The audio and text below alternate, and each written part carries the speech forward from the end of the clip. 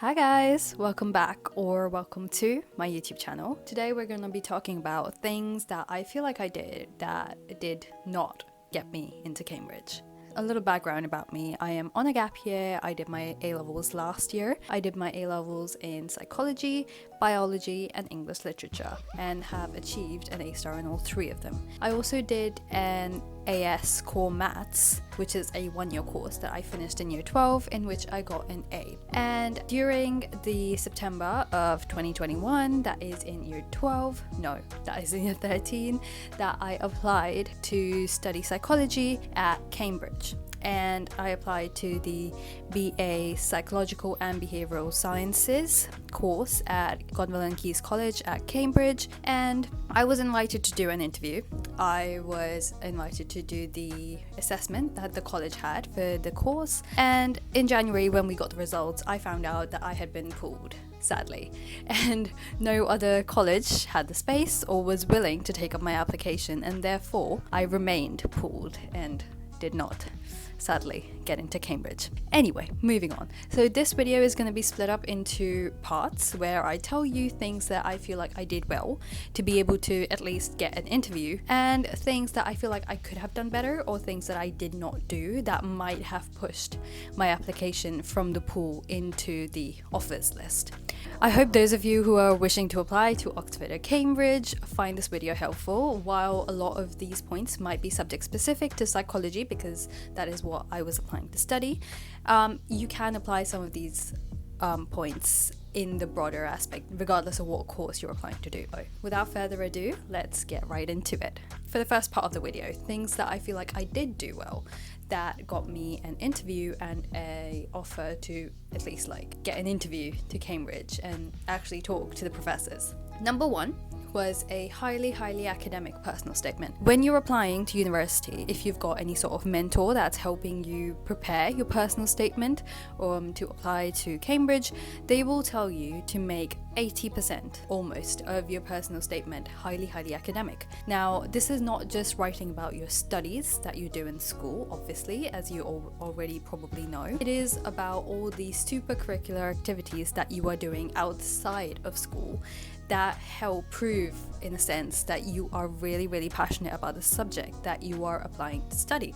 So for me, that involved reading loads of books. Then I would have all these questions about the books that I was reading about psychology. I would go discuss it with my psychology teacher, or I would look up follow-up videos online, read articles and journals, things like that, things that got me critically involved with the material that I was reading. It was not necessarily enough to just read a book and say, oh, I found that informative, and write that in the personal statement. It's more about how you critically engaged with the material that you were reading that I feel like Oxbridge is more interested in. They want to know how you think rather than, oh, I know I can read this book.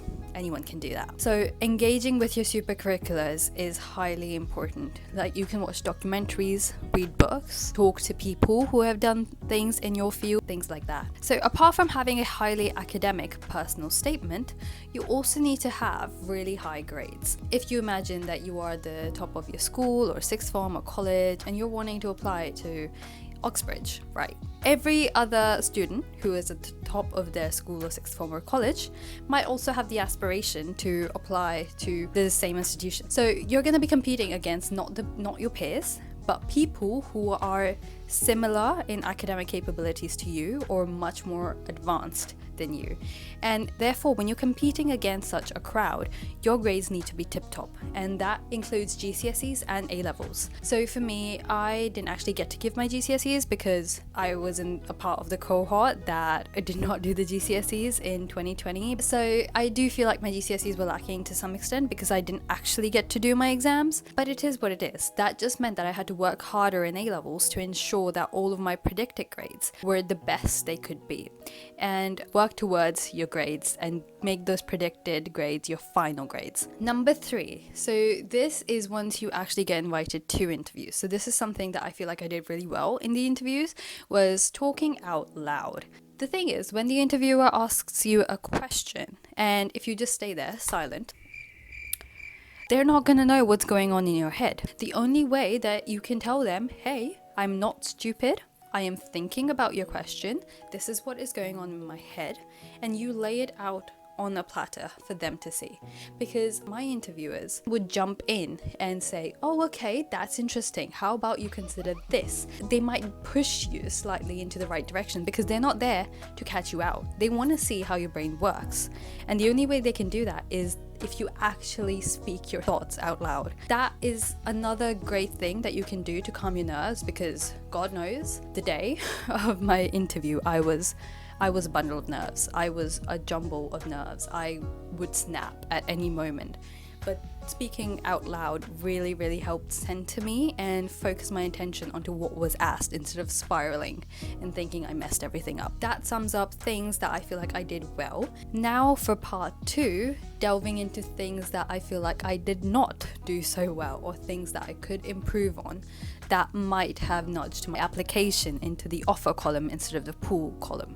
First is my kind of mediocre performance on my entrance test. Now, Gonville and Keys College, specifically for the PBS course that I applied for, they do an entrance test for that. It's kind of like an aptitude test. And directly after I did my test, I realized that, you know what?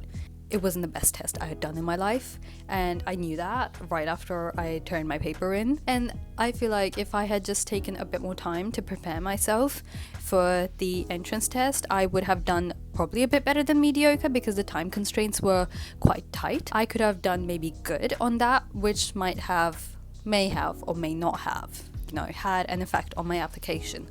So always prepare for your entrance tests. Like, I know during December you're probably having mocks and things like that, but do not discard it. Obviously, for other courses you might have other more rigorous tests, so definitely prepare as well as you can, because they can make all the difference between you getting an offer and you not getting an offer. Number 2, I feel like although I did a lot of super curricular activities that helped showcase my passion for learning psychology, in retrospect there was nothing in my personal statement that actually made me stand out from the crowd. Reading a book, anyone can do that. Critical thinking, yes, you can do that.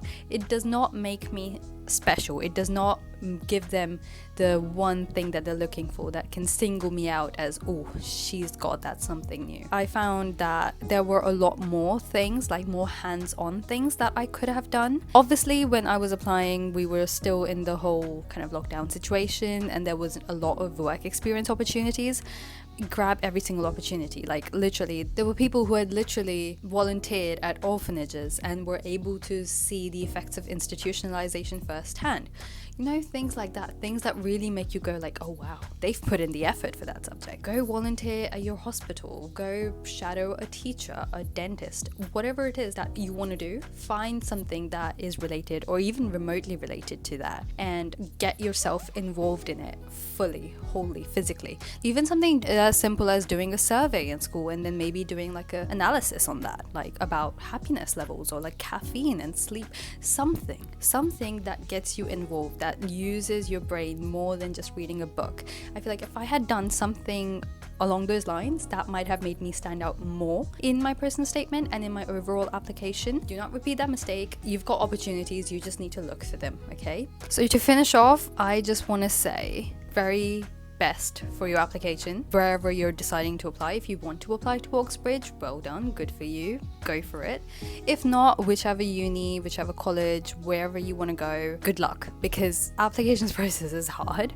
Even if you don't get into the uni that you are heart set on, that you really, really want to get into, just remember that that is not a reflection of your self-worth. Thank you so much for watching this video. If you liked this video and found it helpful, like and comment below, and let me know if you'd like to see more content on related topics like how I prepared for my interview or how I did well in my A-levels. That's it for now. Good luck, guys. If you're doing exams, good luck. You can get through this, and I'll see you in my next one. Bye.